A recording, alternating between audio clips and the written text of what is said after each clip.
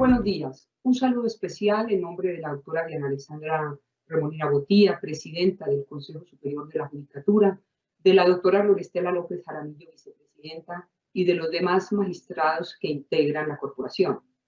Bienvenidos a esta videoconferencia denominada Inteligencia Artificial y Derecho, que hace parte del ciclo de capacitaciones en tecnologías de la información y las comunicaciones. En los últimos años, la sociedad se ha visto inmersa en muchos cambios, varios de ellos producidos como consecuencia de las nuevas tecnologías que surgen para el desarrollo del mundo y ahora con mayor apremio por causa de la pandemia. Estas nuevas herramientas se han ido adaptando en distintos campos del conocimiento humano y el derecho no ha sido ajeno a esa tendencia para aplicar estos instrumentos al campo práctico y teórico.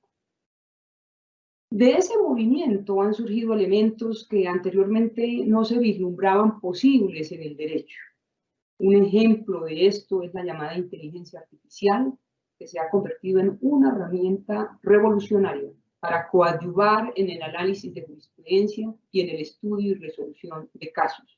Pues no se puede negar que hoy su utilidad es más necesaria que nunca para que la aplicación y estudio de la normatividad estén a la par de las grandes tendencias vanguardistas del mundo.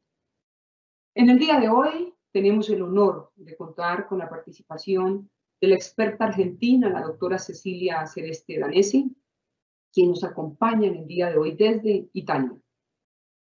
Es abogada de la Universidad de Buenos Aires, magíster en Derecho de Daños de la Universidad de Girona de España, con beca de la Fundación Carolina y con estudios en las universidades de Salamanca y París. Ha sido docente visitante en diversas universidades alrededor del mundo, destacándose entre ellas la Universidad de Oxford. Además es investigadora y docente de la Universidad de Buenos Aires en asignaturas como Inteligencia Artificial y Derecho.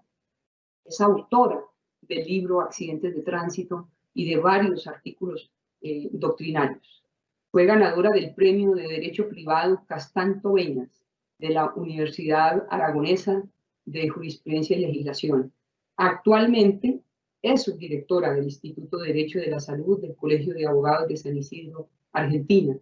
Es además profesora de posgrado en la Universidad Austral y subdirectora de posgrado en Inteligencia Artificial y Derecho de la Universidad de Buenos Aires.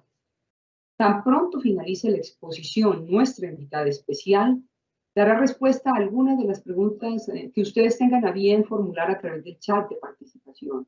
Igualmente, las inquietudes técnicas sobre conexión, registro y evaluación que puedan surgir durante el desarrollo de esta actividad serán atendidas con mucho gusto por nuestros servidores de la Escuela Judicial. Es un gusto tenerla aquí con nosotros, doctora Cecilia Danesi. Bienvenida. Tiene el uso de la palabra. Bueno, doctora Mari, muchísimas gracias por su calidísima presentación y muchísimas gracias a usted, a la presidenta del Consejo y a todo este equipo hermoso de trabajo que, bueno, me han invitado y me han abierto las puertas también de Colombia, que es un país que yo amo y verdaderamente está haciendo muchísimos avances en materia de inteligencia artificial, está siempre a la vanguardia y bueno, ya muestra estar a la vanguardia, crear este tipo de espacios para discutir más allá de las fronteras acerca de este nuevo fenómeno que es la inteligencia artificial, que como vamos a ver ahora no está solo presente en un país, en una región, sino que es la tendencia en el mundo entero. Bueno, como anticipó la doctora Mari, la presentación de hoy, el título de mi presentación es Inteligencia Artificial y Derecho. Desde ya les tengo que avisar que este es un tema, aunque no lo parezca, extremadamente extenso, ¿sí? Como decía la doctora Mari en su presentación, en la UBA tenemos un posgrado de Inteligencia Artificial y Derecho que tiene 124 horas. Es un tema que hay mucho en la actualidad y muchísimo más por trabajar y pensar a futuro. Así que mi idea es hacer un pantallazo, una introducción, que no por eso no va a ser profunda, pero bueno, y creo que es la idea también y mi desafío, dejar muchas cuestiones en el tintero, muchas cuestiones para seguir reflexionando y pensando acerca de este nuevo fenómeno que impacta con muchísima fuerza en nuestro campo de derecho. ¿Qué es lo que les propongo para que compartamos hoy? Y precisamente, como les decía al principio, lo que más me interesa seguir reflexionando después, más allá de las preguntas que desde ya los invito a que las vayan pensando a lo largo de la presentación. Primero vamos a intentar definir qué es la inteligencia artificial. Segundo, vamos a ver que no solo hablamos de la inteligencia artificial, sino que hay una serie de tecnologías emergentes que presentan ciertos desafíos para el ordenamiento jurídico. Después vamos a ver un pantallazo acerca de lo que es el contexto internacional con esta llegada de la inteligencia artificial. Y por último, y es donde más nos vamos a dedicar, es inteligencia artificial y derecho. Entonces, ¿qué es la inteligencia artificial? Primero, no hay consenso acerca de la definición de inteligencia artificial, pero antes de meternos de lleno en lo que es la definición, hagamos un poco de historia. Porque la inteligencia artificial, si bien es un término que nosotros ahora comenzamos a escuchar con muchísima fuerza y más durante esta triste pandemia, es un término que no es nuevo, ¿sí?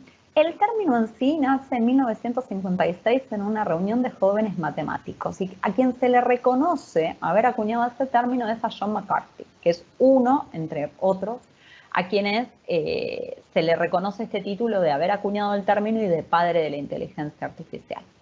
Otro hito en lo que es la historia y el desarrollo de la inteligencia artificial es Turing con su desafío, ¿sí? El desafío de Turing, que es muy famoso, y él a través de este desafío intentaba contestar la pregunta de ¿pueden las máquinas pensar?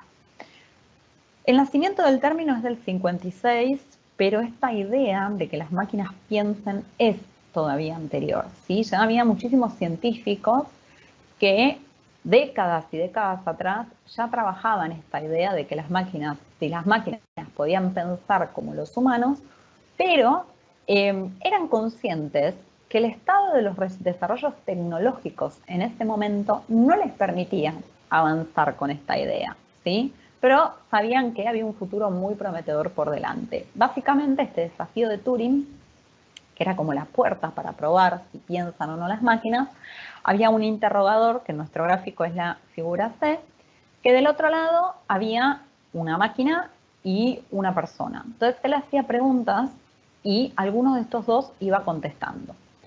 Si el interrogador podía determinar quién era la máquina y quién era el humano, se suponía o se consideraba que la máquina no podía pensar, es decir, no había pasado el desafío. Ahora, si el interrogador no podía advertir quién era humano y quién era máquina, la máquina sí, vamos a decir, podía pensar y había pasado el desafío. Ahora bien, ¿qué es luego de esta breve referencia histórica y también que nos permite ponernos en contexto en el presente, qué es este término de inteligencia artificial? Lo primero que les tengo que contar es que no hay consenso acerca de la definición de inteligencia artificial, ¿sí? Por eso para mí lo valioso es que ahora intentemos tener una idea de poder comprender nosotros a qué nos referimos cuando hablamos de inteligencia artificial, pero no rasgarnos las vestiduras en intentar encontrar un consenso de definición, porque no la hay en el mismo seno de los especialistas en inteligencia artificial, más difícil aún encontrarla nosotros, los abogados y las abogadas. La Unión Europea viene trabajando arduo y tendido en materia de inteligencia artificial. Hoy vamos a ver varios de sus trabajos en la materia. Y dentro de lo que es el seno de la Unión Europea, creo que encontramos documentos donde son bastante claros en materia de definición. Esta es la Comunicación e Inteligencia Artificial para Europa de abril de 2018, que define la inteligencia artificial como sistemas que manifiestan un comportamiento inteligente, ya que son capaces de analizar el entorno y pasar a la acción, fíjense esto que es importante, con cierto grado de autonomía, con el fin de alcanzar objetivos específicos. Luego esta definición fue ampliada y actualizada por el Grupo Independiente de Expertos de Alto Nivel sobre Inteligencia Artificial en abril de 2019.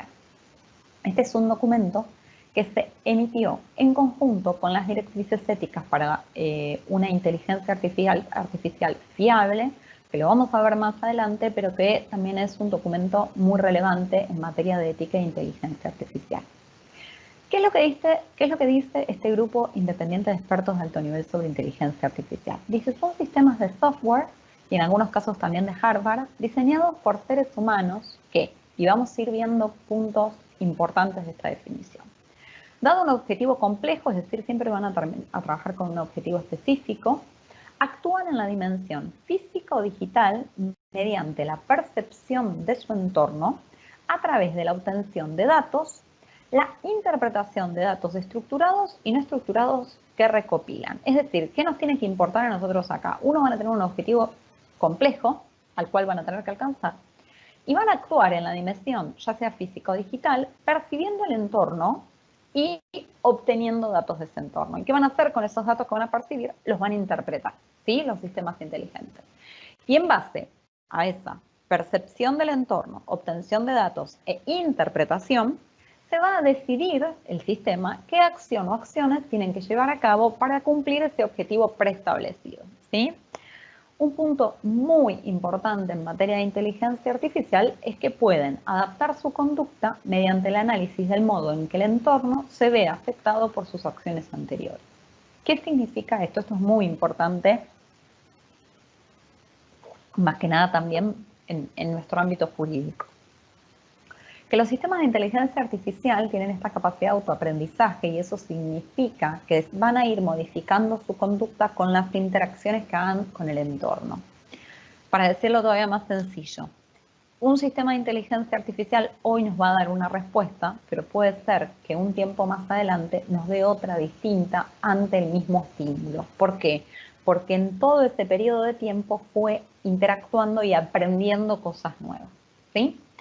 Entonces, para hacer todavía aún más, bajar más a la tierra esta definición, ¿cómo funciona la inteligencia artificial? Vamos a tener un dataset, que es un conjunto de datos, que ese dataset va a estar vinculado a el universo en el cual nosotros queramos aplicar este sistema inteligente. Por ejemplo, si nosotros queremos un sistema de inteligencia artificial que haga predicciones de sentencias, vamos a tener que entrenarlo con sentencias. Si queremos un sistema de inteligencia artificial que detecte el COVID, vamos a tener que entrenarlo con estudios de COVID, ¿sí? Vamos a tener ese dataset, ese conjunto de datos va a ser procesado por un algoritmo, que es una secuencia de pasos lógicos como una receta de cocina, ¿sí? Son los pasos que yo tengo que seguir para alcanzar un resultado y eso me va a arrojar una predicción. Este algoritmo también, este sistema, no solo va a tener el dataset, que es el conjunto de datos con los cuales yo entrené el sistema cuando lo desarrollé, sino también va a tener en cuenta las percepciones de datos que se hagan del entorno, ¿sí?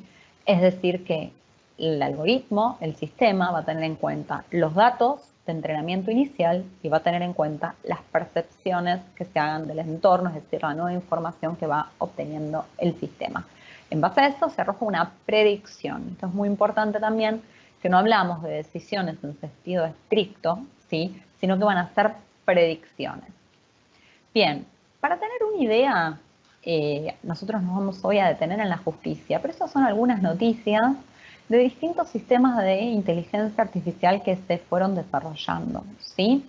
Robots sexuales, robots que se utilizan en la parte jurídica, que es lo que vamos a ver más adelante. Este es el caso de Maite, pero hay montones. Esta es una noticia que yo la traje acá en Italia, pero es básicamente el uso de la inteligencia artificial en una escuela, ¿sí? Investigadores que predicen la evolución de pacientes con coronavirus con inteligencia artificial. La inteligencia artificial tuvo un rol estelar en la lucha contra el coronavirus y lo sigue teniendo.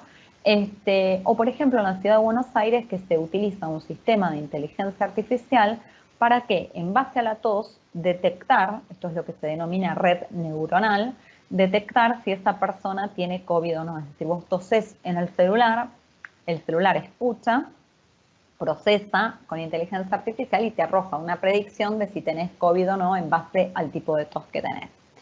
Esto es simplemente para tener una idea de todo lo que puede hacer la inteligencia artificial y yo los desafío a ustedes a que seguramente mañana cuando se despierten y desayunen y revisen las noticias, seguramente van a encontrar un nuevo uso de la inteligencia artificial, una nueva función, una nueva frontera que no podía hacer y ya empezó a hacer. Bueno, de ese fenómeno es el que estamos hablando hoy.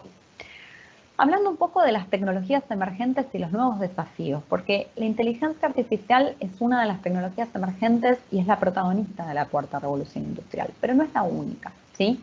Cuando hablamos de tecnologías emergentes, la revista del MIT, la Technology Review, todos los años hace una nota con las 10 tecnologías emergentes de 2020. La inteligencia artificial siempre forma parte de alguna de estas tecnologías. Pero pensemos en una de las tecnologías o en cómo la tecnología también está afectando nuestro cuerpo humano, ¿sí? Y esto también utiliza, en muchos casos, inteligencia artificial, y esto también nos invita a muchísimas partes, a muchísimas reflexiones y reconsideraciones por parte del derecho. Yo les voy a presentar, si la conexión me lo permite, que eso es mucho, a Neil Harbinson, que es un cyborg, ¿sí? Me van a decir cualquier cosa si se escucha bien o no.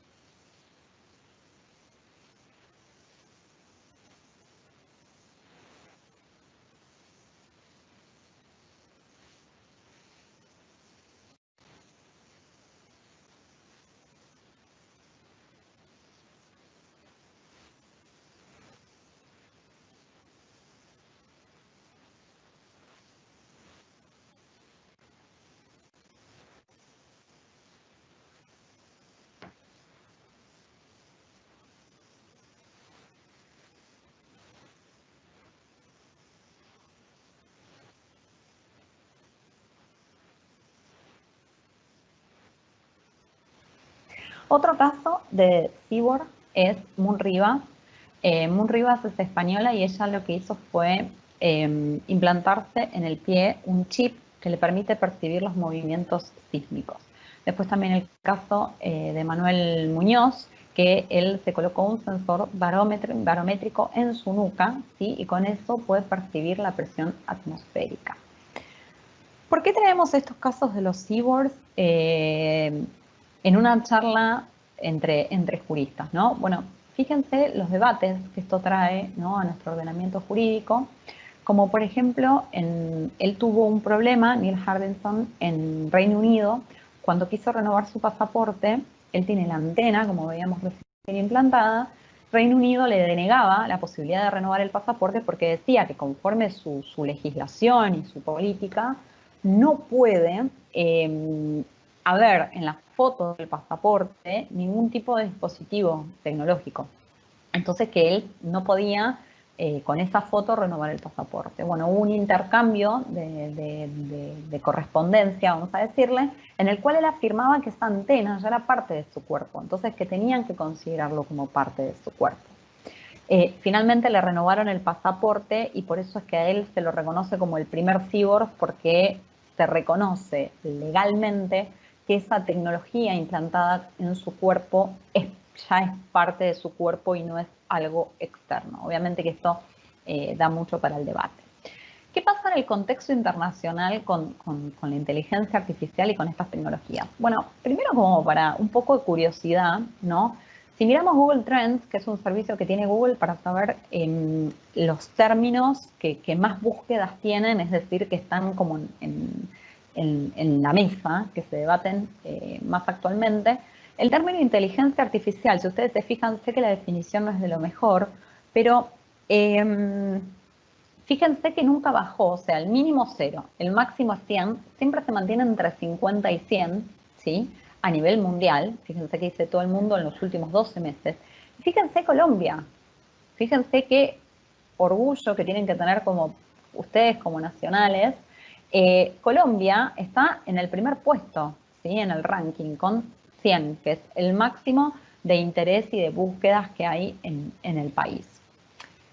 Por otro lado, además de esto que es más una curiosidad, pero de alguna manera nos marca el termómetro de lo que está pasando en el país, hay, y esto ya más a nivel político, a nivel económico, a nivel social, a nivel legislativo, muchísimos países que están desarrollando sus estrategias o sus planes nacionales en materia de inteligencia artificial.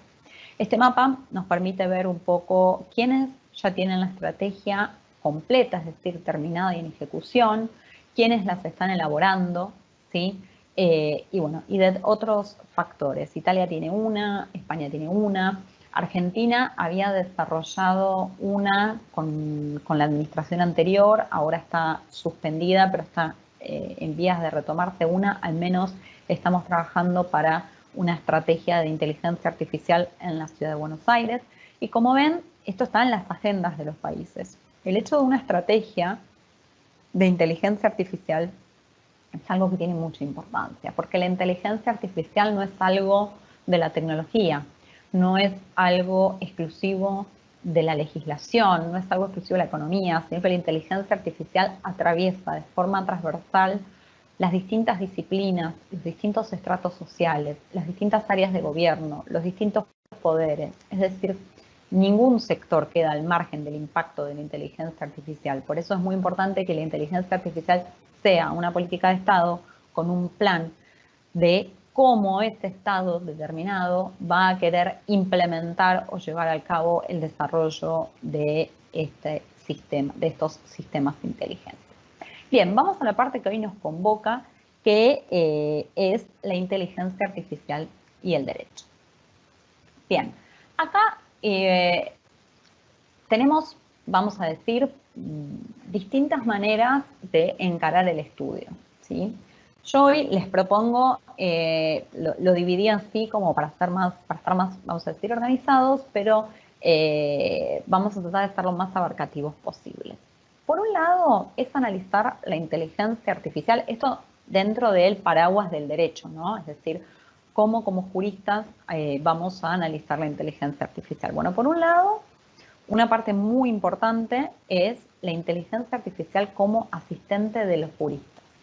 Y esto engloba cualquier tipo de área donde se pueda desarrollar un abogado, ¿sí? Una persona que estudia leyes y trabaja con las leyes.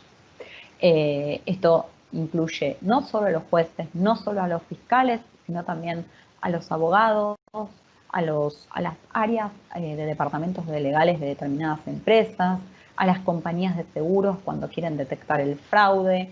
Es decir, cualquier tipo de uso de la inteligencia artificial que esté vinculado con la profesión jurídica. Y el segundo análisis que podemos hacer es la regulación, es acerca de la regulación y de la ética de la inteligencia artificial. Es decir, por un lado, cómo nos va a impactar a nosotros como juristas en nuestro trabajo, en nuestro día a día, o este miedo que se intenta fijar de las pérdidas de trabajo, que esto obviamente no solo podría preocupar a los juristas, sino también a los médicos y a cualquier profesión. Bueno, también qué pasa con la regulación y qué pasa con la ética en el desarrollo de la inteligencia artificial. Comencemos con el primer grupo, ¿sí? Comencemos por nosotros. ¿Qué pasa con nuestra profesión como juristas con el uso de la inteligencia artificial? Bueno, hay muchísimos sistemas de inteligencia artificial que se utilizan para asistir a la profesión jurídica. Fíjense, Francia tiene Predictis, United Kingdom, USA, bueno, montones. Y ustedes seguro conocen muchos más. Yo acá, este es un breve cuadro, pero les puedo agregar unos ejemplos. Esto quise traer fuera de los más conocidos. Prometea en Argentina, que ya se empezó a usar en otros países, y vamos a decir un hijo de Prometea es Pretoria, que ya se utiliza en la Corte Constitucional de Colombia. Después, por ejemplo, y acá es para hacer, esto sería ya para hacer análisis más individuales, pero no quiero dejar de mencionarlo, hay países que tienen algunas limitaciones, ¿sí? En el caso de Francia, por ejemplo, existe lo que fue la Ley de Reforma Judicial de marzo de 2019, que esa ley lo que prohíbe es que se utilicen sistemas de decisión automatizada, es decir, inteligencia artificial, para predecir la práctica de un determinado juez. Es decir, ¿qué significa esto? Que uno no puede crear un sistema de inteligencia artificial para predecir la práctica de un juez determinado, es decir, cómo este juez, nombre y apellido, tal juzgado, tal tribunal, dicta sentencia en estos casos. Es decir, no se puede hacer un seguimiento detenido de las prácticas de los jueces. ¿Y esto por qué es? Porque ellos consideran que esto podría a los magistrados afectar la independencia judicial. Entonces, por eso es que de ninguna manera se puede predecir la práctica de un determinado juez. Esto no significa, ¿sí?, que sí se pueda desarrollar sistemas de inteligencia artificial, como estamos viendo acá, que no predigan la práctica de un juez específico, sino, por ejemplo, ayuden a los abogados con su estrategia, haciendo una predicción de qué suerte puede tener una determinada causa. Es decir, bueno, yo tengo un juicio por accidentes de tránsito, introduzco las particularidades, introduzco en el sistema las particularidades que tuvo ese juicio, y el sistema me puede decir, bueno, lo vas a ganar, no lo vas a ganar, la estrategia tiene que ir por este lado, etc. Lo que no me va a poder decir es si el juez XX, qué tipo de sentencia va a dictar en ese juicio, ¿sí? Otro aspecto importante, hablando de países y de regulación, es, por ejemplo, lo que sucede en Estados Unidos. En Estados Unidos hay un desarrollo de inteligencia artificial muy grande. Como saben, China, Estados Unidos y Unión Europea están en la disputa por la inteligencia artificial y ser los pioneros. En Estados Unidos tenemos dos cuestiones que esto no solo afecta a Estados Unidos, sino que son problemáticas que pueden afectar a cualquier país del mundo. Lo que pasa es que como ellos van pioneros en algunos desarrollos, es que ya se encontraron con este tipo de cuestiones. Ahora vamos a ver, y si quieren lo vamos a comentar acá, cuáles son los usos y vamos a ir viendo ejemplos y vamos a hacer el análisis que les comentaba de Estados Unidos. Como ven acá, uno de los usos que se le puede dar a la inteligencia artificial como asistente de los juristas es la inteligencia artificial en la prevención o investigación del delito. ¿Y acá a qué nos referimos? Existen sistemas que ayudan por ejemplo, a la policía para predecir o indicarle en qué zona es más factible o hay más probabilidades que se cometa un determinado delito. Un ejemplo de esto es Predpol. En Reino Unido hay un sistema que se aplica también en el Departamento de Policía de Durham, después está el CompStat, después, bueno, montones, Filadelfia tiene uno, Nueva York tiene uno, etc. ¿Cuál es la idea de estos sistemas en general, más allá de detenernos en uno específico? Estos sistemas lo que hacen es, obviamente con datos, hacen una predicción de en qué barrio, en qué zona geográfica hay más posibilidades de que se cometa un delito, ¿sí? Si uno entra, por ejemplo, a la página de Predpol, va a ver cuáles son, vamos a decir, las máximas, los principios que utiliza el sistema para funcionar. Y entre ellos, por ejemplo, es un principio que si un delincuente fue a robar una casa, lo más probable es que vuelva a robar a la misma casa o a la casa del vecino. ¿Por qué? Porque ya conoce los movimientos de esa casa, conoce si hay dinero o no, cuáles son los bienes que tienen, y también al vecino porque ya conoce el barrio y se supone que dentro de un mismo barrio las personas tienen un mismo poder adquisitivo, ¿sí? Después hay otro principio, por ejemplo, que es que cuánto se mueven los delincuentes de su zona de residencia para delinquir, ¿no? En base a estas prácticas, a estos criterios, el sistema hace una predicción. Bueno, ¿qué problemas tenemos acá? Porque de buenas a primeras el sistema parece la verdad que una maravilla, porque esto principalmente nace cuando a las comisarías se les empieza a quitar recursos y con la misma cantidad de personal, de oficiales, tenían que cubrir las mismas zonas. Entonces, ¿qué mejor que tener un oráculo para saber dónde se va a producir el delito e enviar a los oficiales a esa zona? Bueno, en el libro que les recomiendo muchísimo de Cathy O'Neill, que se llama Armas de Destrucción Matemática, ella hace un análisis detallado de Predpol, habla de un planteo de inconstitucionalidad que se hizo sobre las detenciones de los policías, etcétera. Pero ¿cuál es el kit de la cuestión con este tipo de sistema? El problema que hay es qué tipo de datos incorporamos al sistema, o mejor dicho, qué tipo de delitos, ¿sí?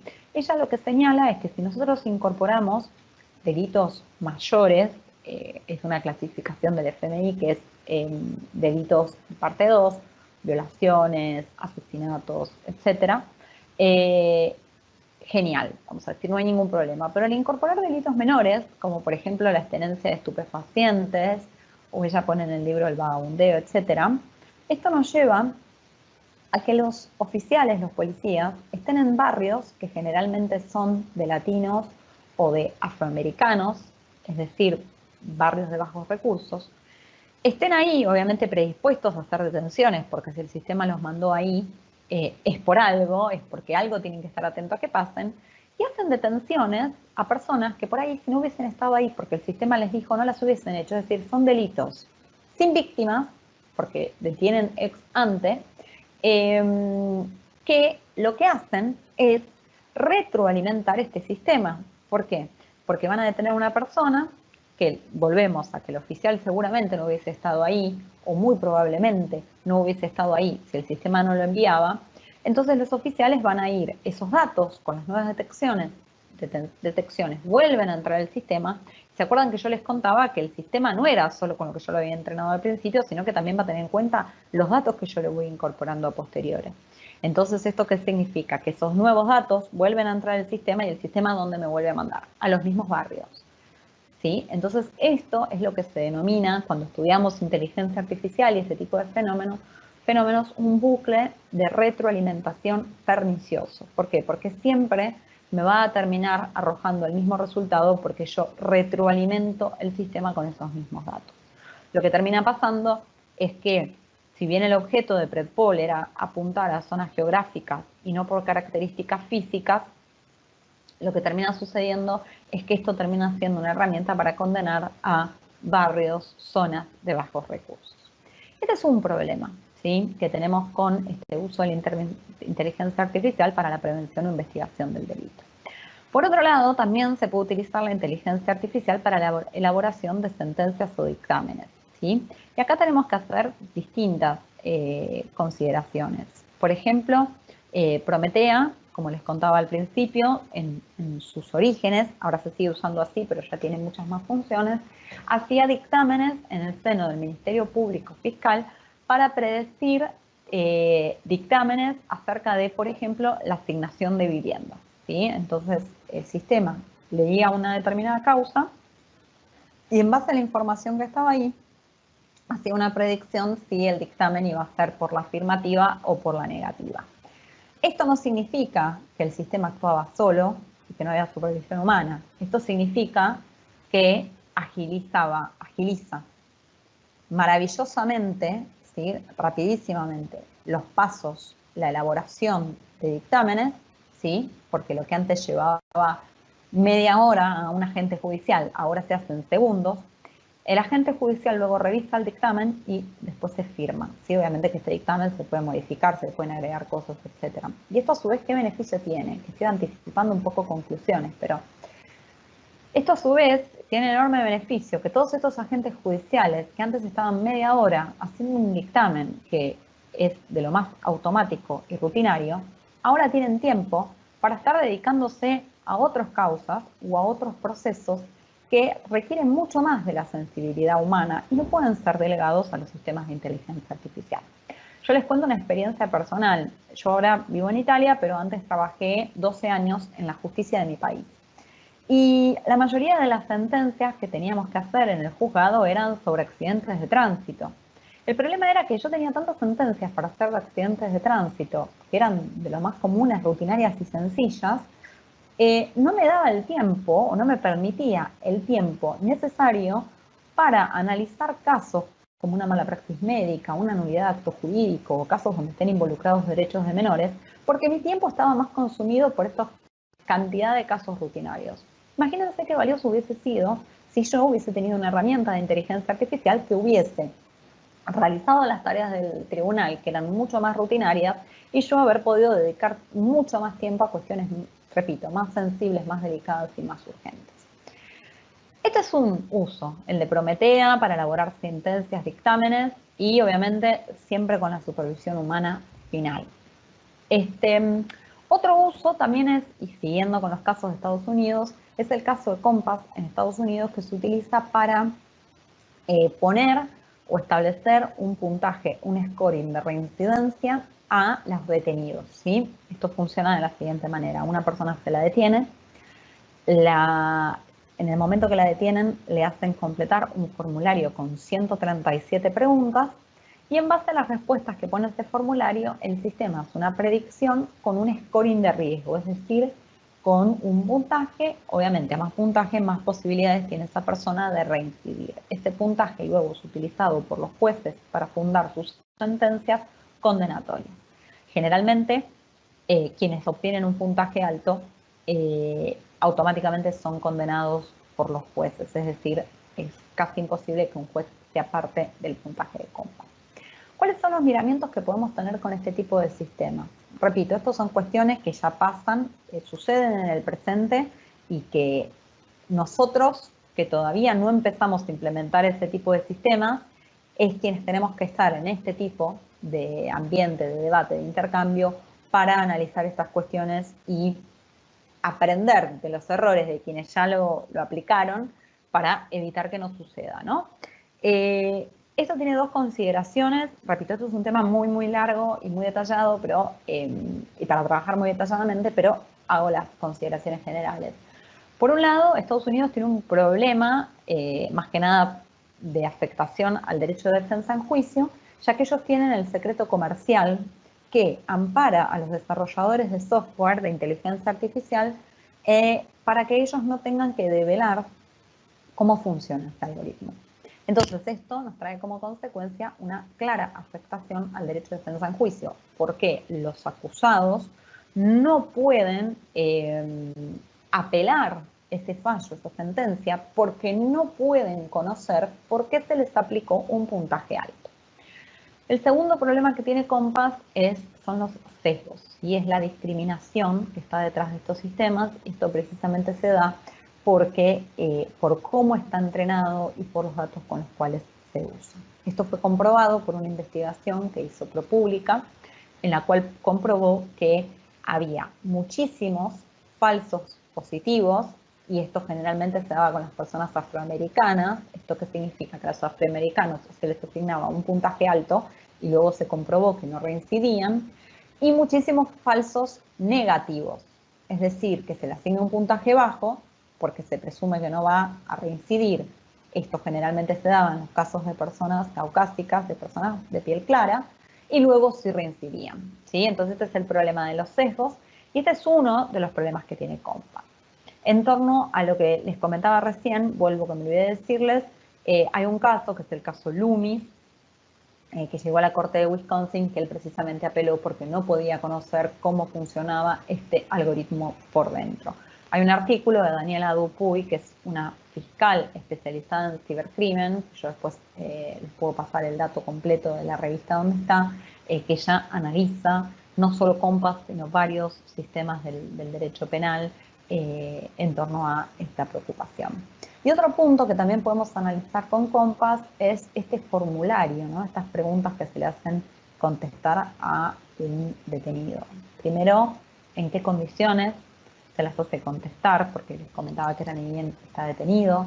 Segundo, me pregunto si puede asesorarse por un abogado previo a contestarlo. Tercero, si tiene la posibilidad de que se le consulte si comprende verdaderamente las preguntas que se le están haciendo o no.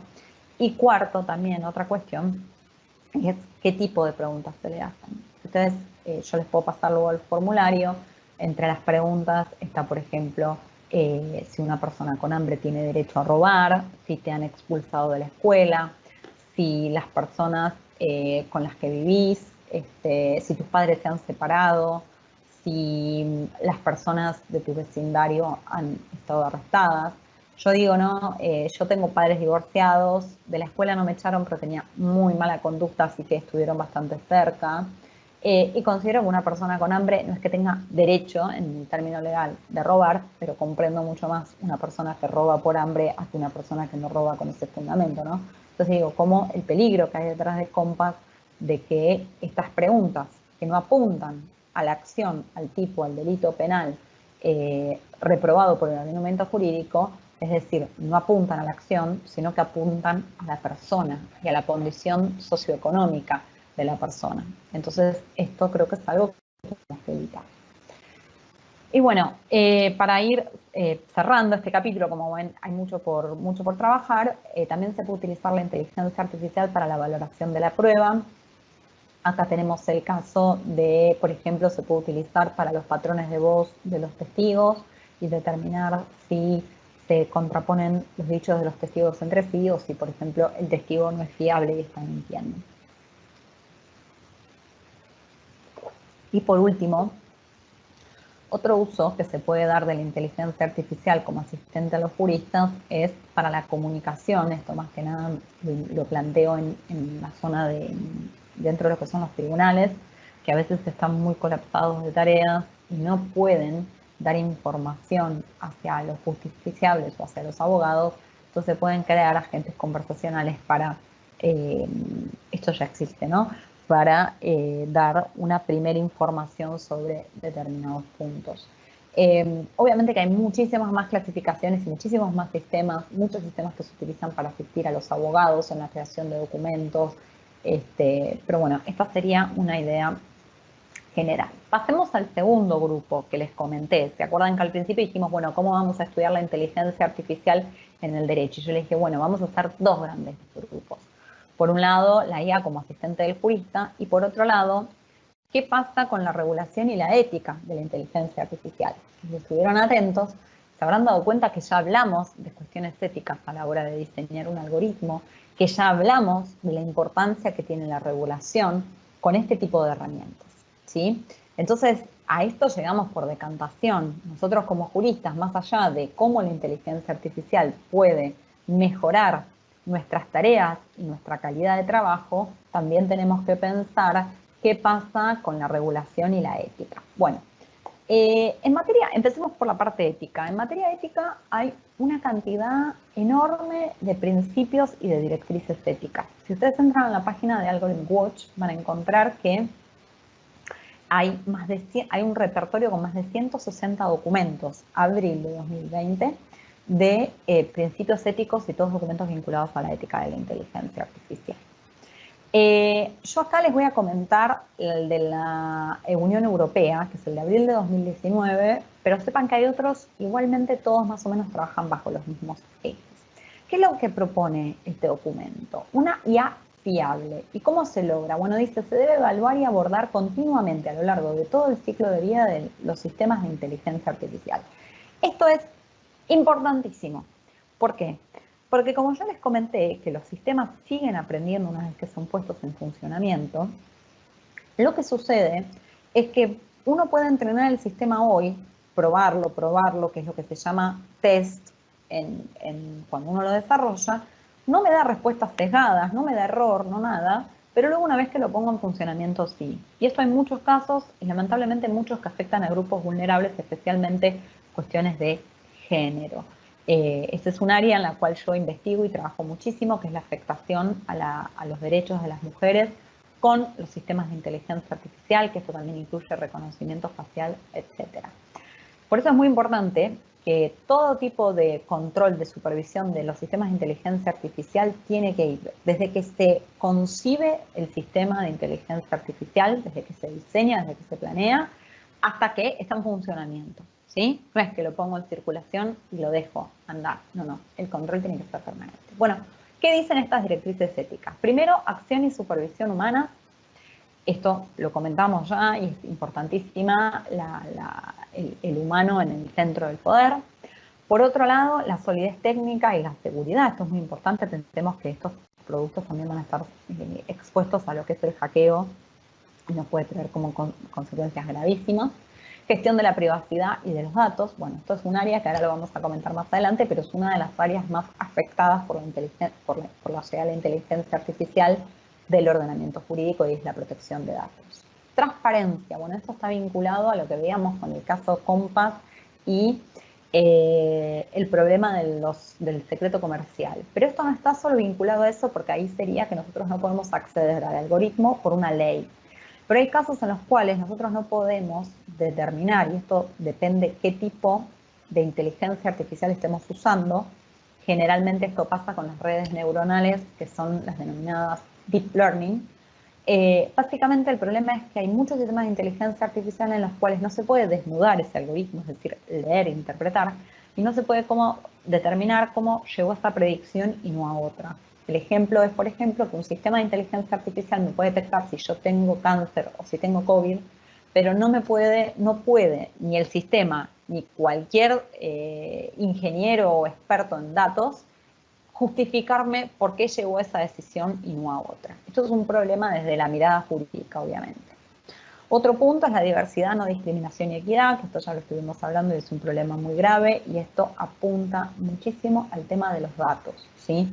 Si los datos están sesgados, las predicciones van a ser sesgadas. Entonces es muy importante que esos datos iniciales con los cuales nosotros hacemos el dataset sean datos representativos, es decir, no puedo hacer un dataset con 90% de hombres, 10% de mujeres, con 90% de cristianos y 10% de judíos, o 90% de personas afroamericanas. No, tenemos que tener diversidad en los datasets, porque si no las respuestas van a ser sesgadas.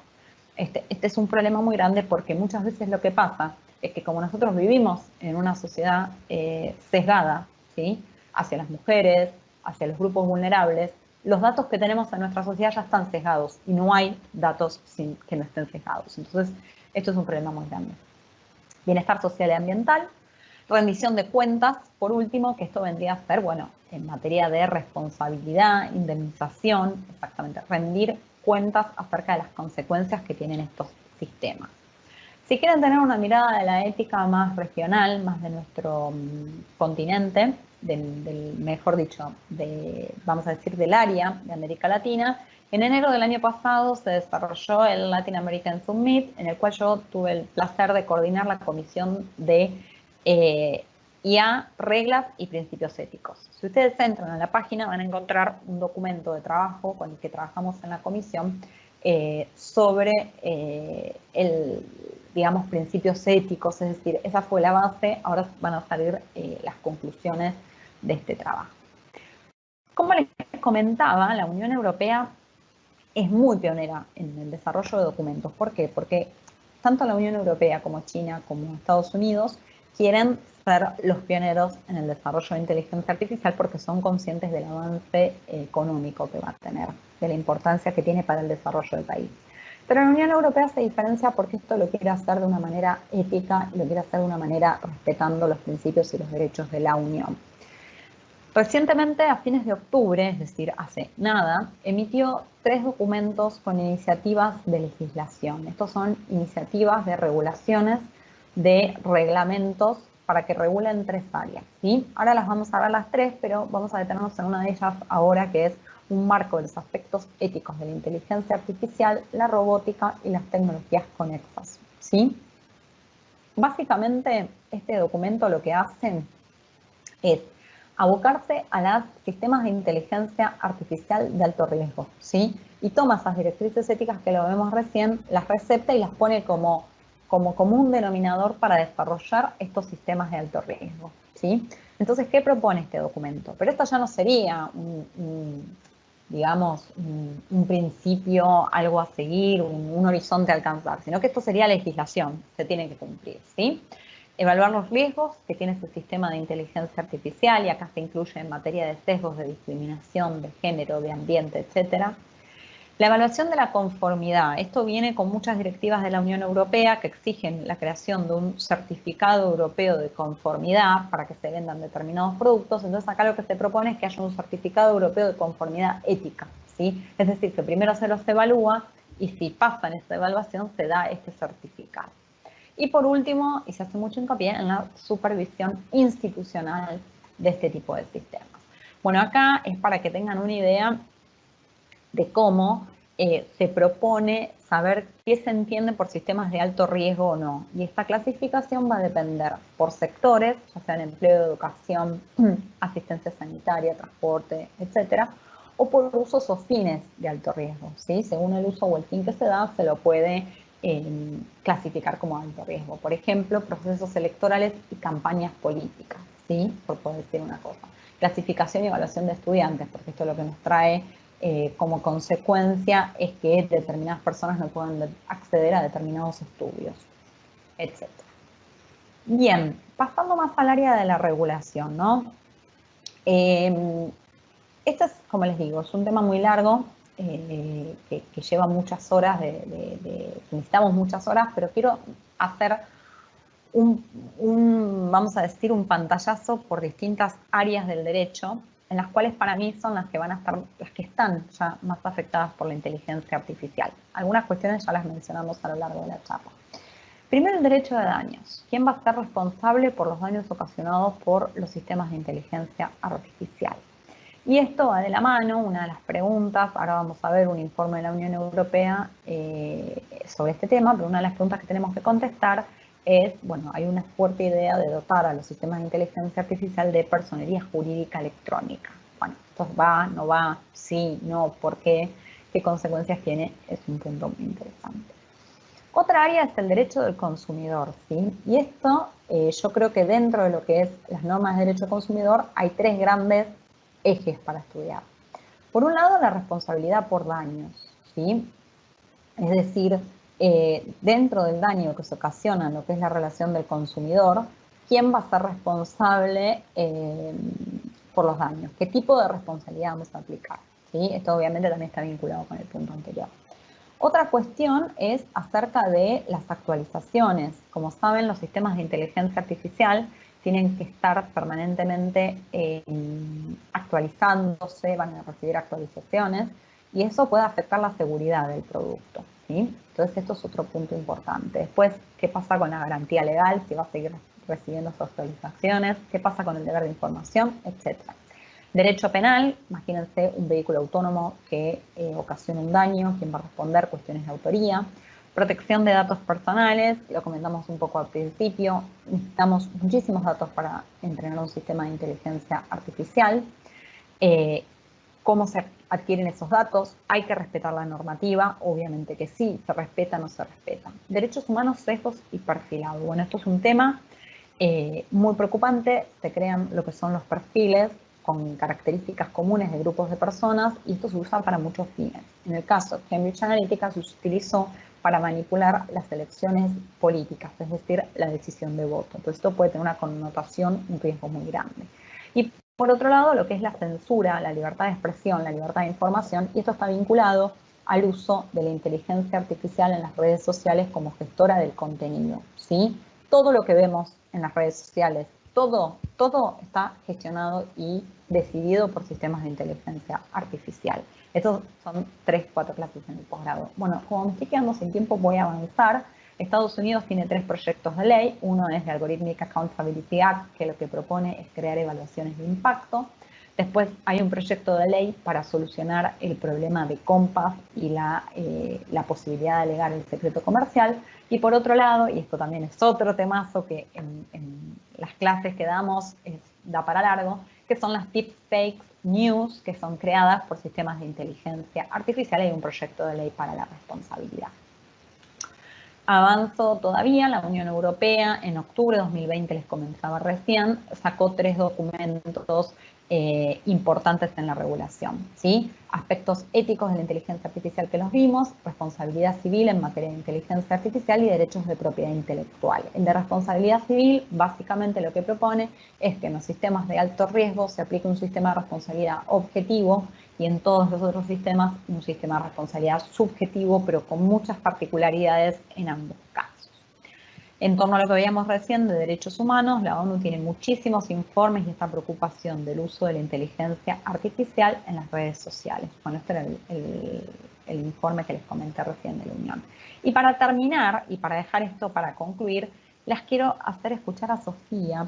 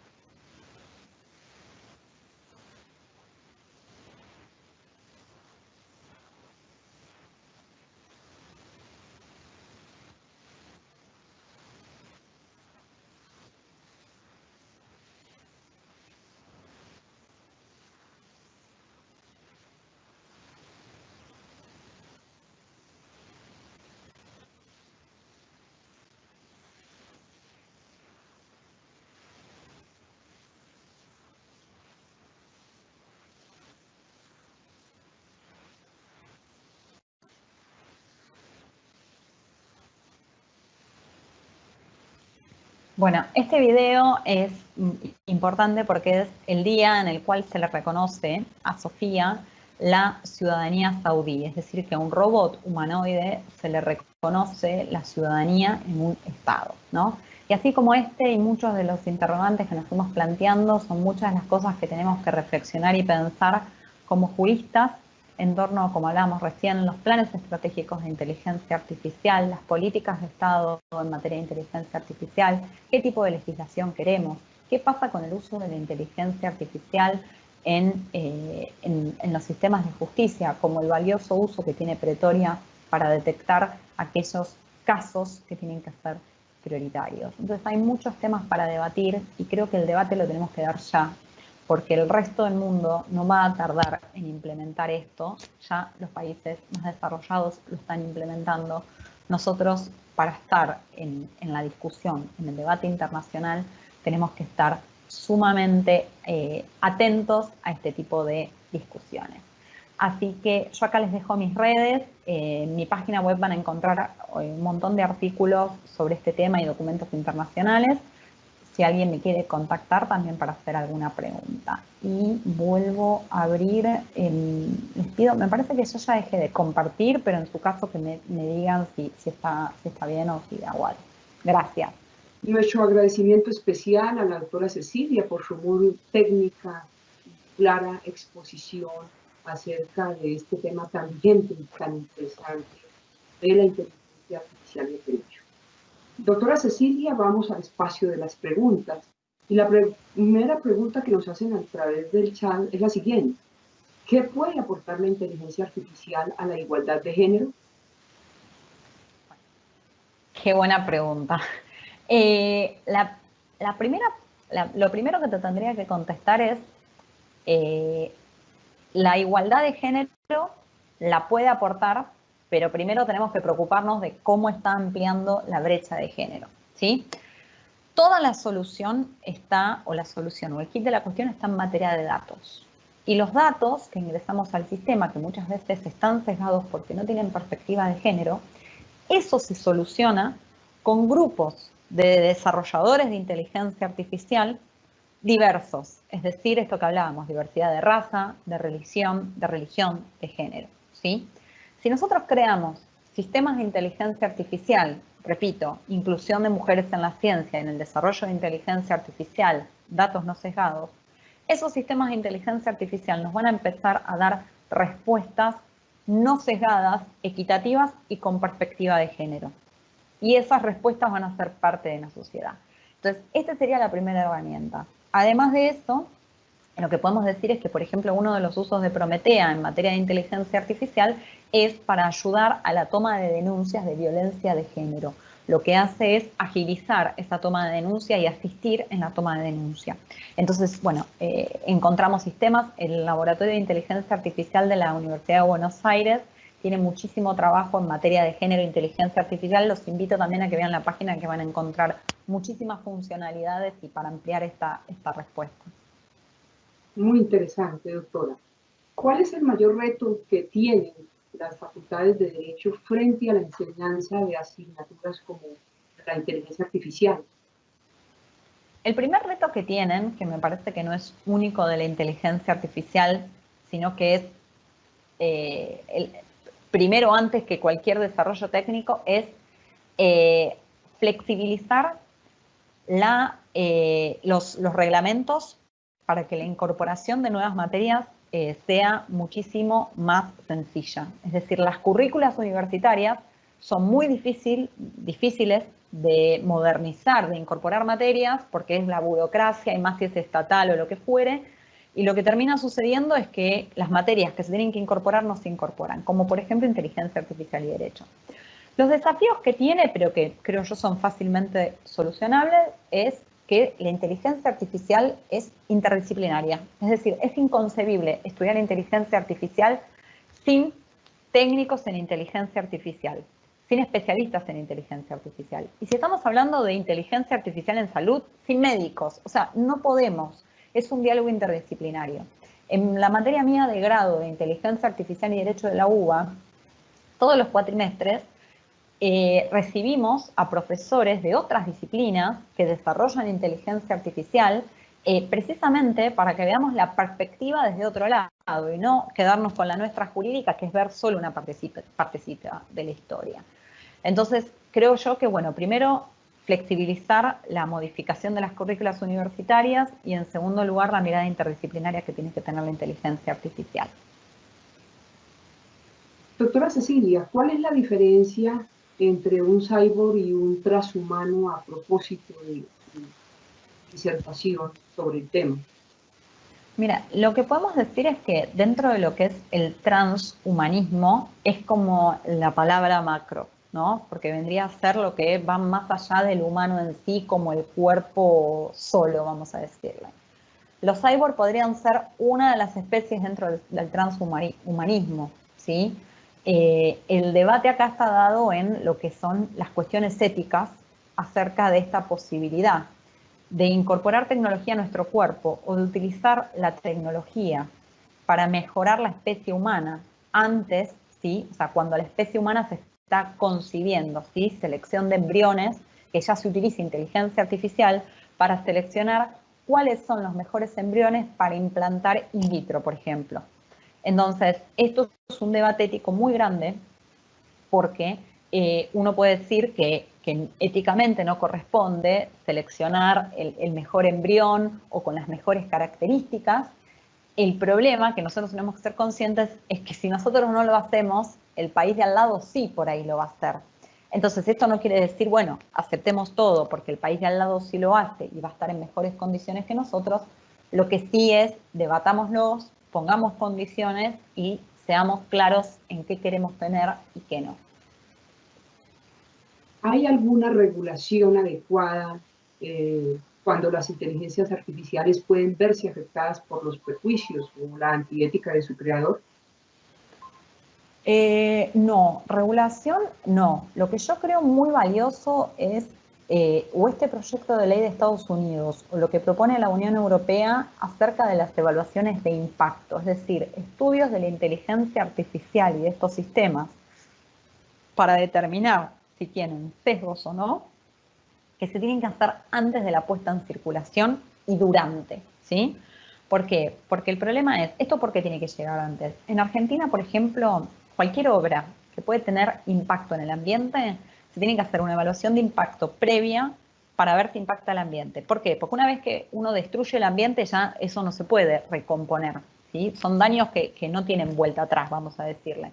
Con la inteligencia artificial pasa lo mismo. Cuando uno afecta un derecho humano de una persona, bueno, se puede dar una indemnización, pero es muy difícil volver al estado anterior. Entonces, por eso creo yo que la regulación más adecuada, teniendo en cuenta este proyecto de ley de Estados Unidos y los reglamentos de las recientes resoluciones de la Unión Europea, sería crear una evaluación de impacto y obviamente un mecanismo adecuado de responsabilidad posterior. Doctora Cecilia, ¿la inteligencia artificial representa un riesgo para los derechos humanos? Sí, sí, como cualquier tecnología, cualquier descubrimiento del hombre, no lo estudiamos, no lo regulamos, no lo analizamos. Es decir, si me preguntan la locomotora, los vehículos, ¿pueden considerar una afectación a los derechos humanos? Sí, si no están regulados puedo ir y matando personas. Los cyborgs, ¿pueden? Sí, pueden. Es decir, Internet, sí pueden afectar derechos humanos. Cualquier descubrimiento humano puede afectar derechos humanos. Obviamente que la inteligencia artificial tiene ciertas particularidades que la hacen por ahí, que tenemos que estar un poco más atentas que las demás, pero el problema no es la tecnología, sino es cómo usamos la tecnología, como por ejemplo en la energía nuclear.